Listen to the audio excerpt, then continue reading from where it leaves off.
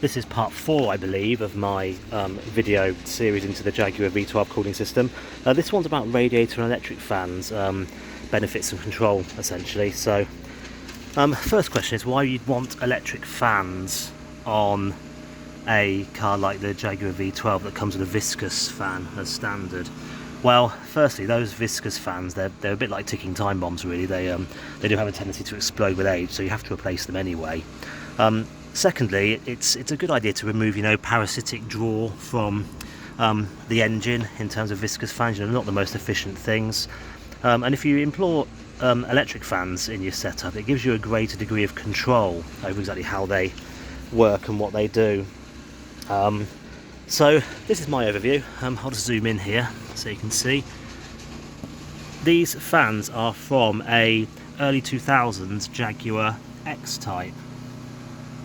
Just quickly pan across so you can see how they fit. If I just zoom in here,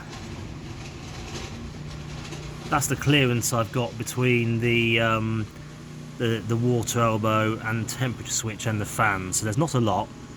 I had to file that fan switch down to make them fit. But yeah, I chose these for two reasons really. I wanted an OEM set of fans, something that was original equipment manufacturer and therefore reliable. And I wanted something that was easily available and also quite cheap. And these fans, I think they're about £30 delivered from a Breaker X type, of which there's quite a lot available in the UK. So that's the reason I chose them. They're cheap, reliable, powerful. They're quite high current draw. You can see the motors are quite sizable. And yeah, they were such a good deal. I actually bought a second set. So yeah, just in case I need spares or something, I thought while they're £30 and while they're cheap and available, yeah, let's buy a second set. So that's the fans I'm using. I'll just walk around the car now and just give you an overview of the setup I'm employing to control them. So here we are in the passenger side. I've got the trim removed underneath the glove box. So if I just scooch down here so you can see.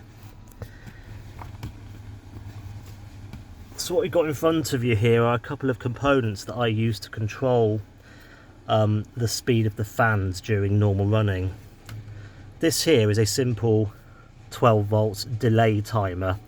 You can see there's a variable resistor just there, that blue box just there, and this is a relay. And what this does is it has a 12 volt input switch with the ignition. I've got some basic filtering on there in the form of a capacitor and a diode just to remove transient voltage spikes and things.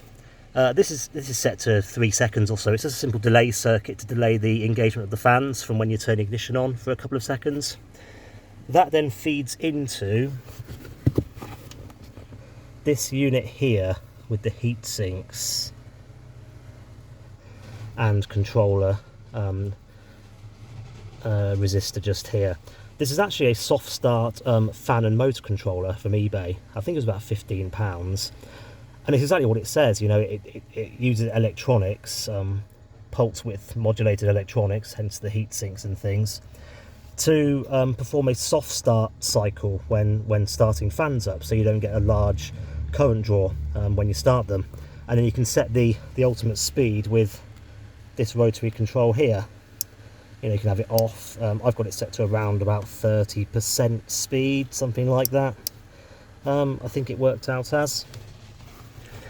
So that's what I'm using to basically control my fans during normal running, when you're just driving around normally, when you've got the air conditioning on. I have the fans permanently on at this 30-40% speed, something like that. So that's my coolant strategy for everyday cooling, cooling the condenser, cooling the radiator. If the temperature increases and, that 40% fan speed isn't enough, if I just open the glove box up, I've got just here a 12 volt controller. Now let me just turn the ignition on so you can see it activate. So this is a very simple, let's turn the fans off, 1 second. So yeah, this is a very simple temperature controller basically. You can set the temperature you'd like it switching at, you can set what's called the hysteresis. And I've essentially got this set up so when this detects a coolant return temperature from the radiator of 90 degrees Celsius, it will turn on the fans and it will lower the temperature to 87 degrees Celsius and then turn back on. So it's as simple as that. You know, it's got 3 degrees Celsius hysteresis, and this works really well. I'll just go to the fans at the front of the car and this is on. We can have a quick look at them spinning, because I'll just turn the ignition on. So if you look down here, you can see there's blue lights on this relay here. So this is all active. You know, if I turn this right now, it will adjust the speed of the fans at the front of the car. So yeah, we'll go take a look.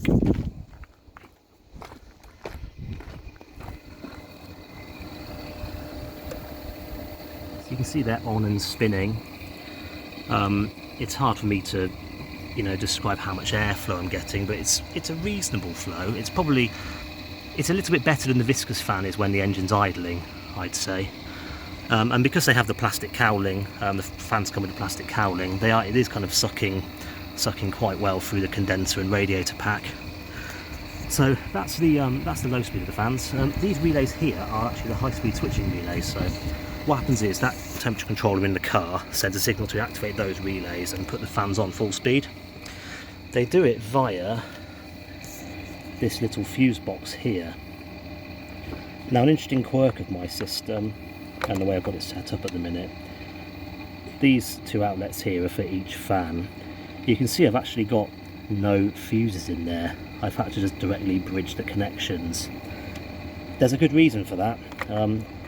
When you start a fan from cold, i.e. when you start it from completely stationary and you just apply power to it, there's an enormous inrush of current. And with these fans, I think it's upwards of 80, 100 amps, something like that.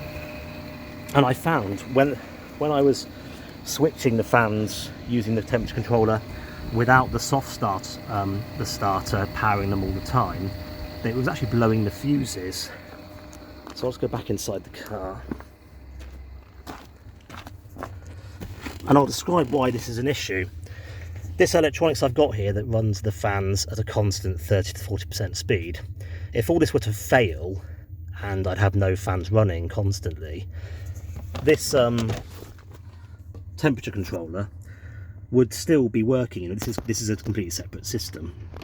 But what it would mean is it would be kicking on the fans from 0% immediately to 100, because there's no soft start associated with that controller, and that would mean it would blow the fuses. You know, if I put fuses in there now and the temperature controller was active and went from this 40% to 100%, it would be fine. You know, the fuses wouldn't blow. But if all this had failed, you know, on the motorway and I don't notice or similar, the controller switching the fans on from 0 would blow the fuses, and then all of a sudden I'd have absolutely no cooling and I'd overheat. So that's the reason I've got no fuses in there. I think I need to try and find some circa 40 amp slow blow fuses if they're available. I'm not entirely sure if they are, but I need to do some research.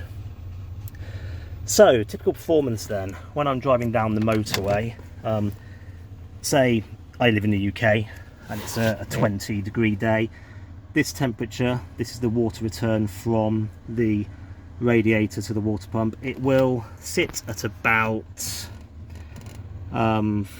75 degrees, something like that. If I enter traffic and, you know, I slow down, that will go up to, well, it will slowly increase to 90. At 90, the fan controller will activate. It will pull, put the fans on full speed. It will pull the temperature back down to 87, and then that will cycle until I'm back up to speed, and then it will naturally drop off to 75 or so. And yeah, that's my fan setup. Let's just go to the front again. It works quite well.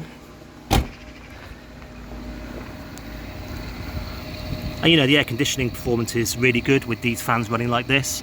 We had, you know, 30 degree Celsius weather in the UK recently, and I had no overheating issues. You know, the only time the full speed fans came on was when I was in traffic, when I, you know, slowed down on the motorway for crashes or stopped the traffic lights and things for a few minutes. So it mostly runs at this speed. And yeah, it works really well. I'd definitely recommend it as a setup. I'll just show you where the temperature probe is for the temperature controller. It's that there. You see that black wire that goes into the elbow for the water return? That hose there goes back to the bottom of the radiator down here. So that's that one. So that's the coolant flow from the radiator back into the engine. So yeah, it's that section there. When that gets to 90 degrees return flow, the fans come on at full speed. And I think that's quite a good place to measure the performance of the radiator from. That temperature is obviously not the same as the temperature in the heads of the engine. You know, the outlet temperatures from here and from here. I may set up separate temperature probes to measure those, but I've used kind of infrared thermometers, and it all seems to be broadly similar if the system's working well. So yeah, that's my setup. It works well. I would recommend it. It's quite cheap to do, and it means you can, you know, tailor the system quite well. It reduces the noise of the engine quite a lot without the viscous fan running. It reduces the risk of the viscous coupling in the fan failing, and you know, the fan being on full speed all the time and then exploding everywhere and destroying the bonnet and all sorts. So yeah, worthwhile upgrade and fairly cheap to do if you do it in a similar way to I have.